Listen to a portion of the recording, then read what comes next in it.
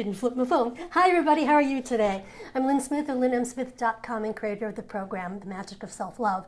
And welcome to my three-part series on how to make this year your best year ever. I thank you for being here. Thank you for joining me, and all you replay viewers too, thank you for being here. Now, if you missed yesterday's segment, I did upload it to my blog, and you can catch it. Darcy, hey, always a pleasure to see you. You can catch my blog right here, and I will be uploading all three segments of this, so in case you missed yesterday's, or if you have to leave early today, the final segment is going to be this time on Thursday. So what I want to talk about today is, actually I want to start by a little confession. And maybe you've done this too. I have fallen into this trap. It's a slippery slope.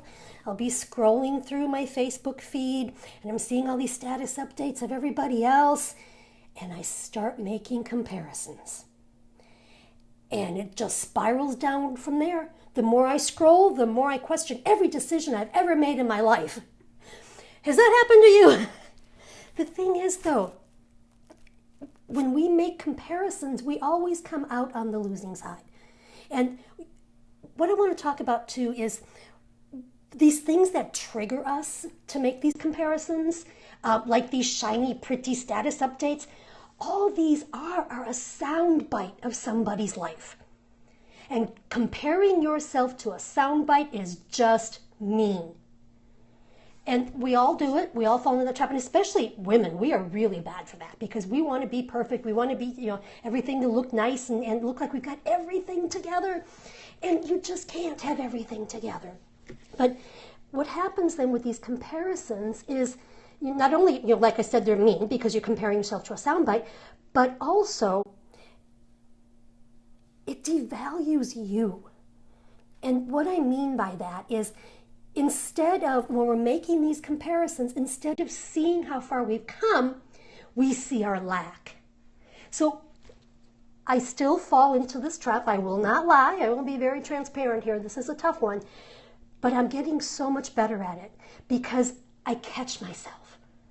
When I start going down that slippery slope, I start changing the dialogue, because what I do is, instead of comparing myself to somebody else, I start to compare myself to me.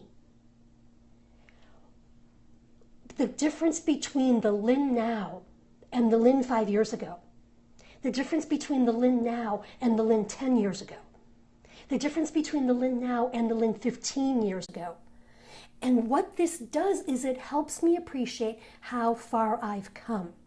Because when we compare ourselves to somebody else, all we're focusing on is the goals we didn't meet, the money we didn't make, the trips we didn't take, blah, blah, blah, blah, whatever those shiny, pretty status updates are all about.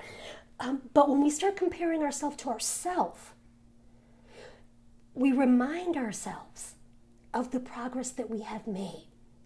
And yeah, there are still the lacks. And when I compare the Lynn now to the Lynn 5 years ago, am I happier?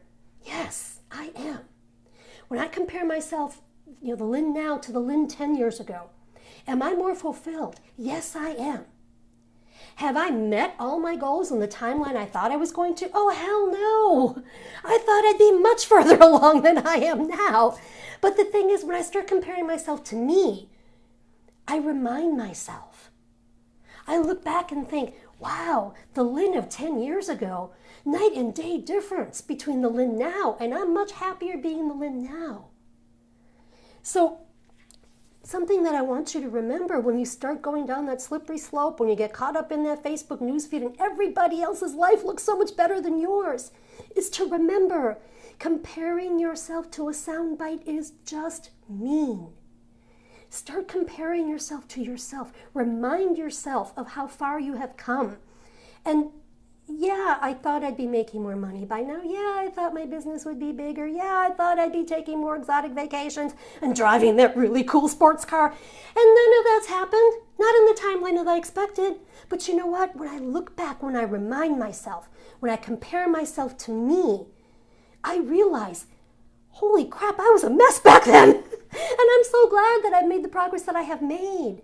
So start comparing yourself to yourself. Remind yourself of how far you have come.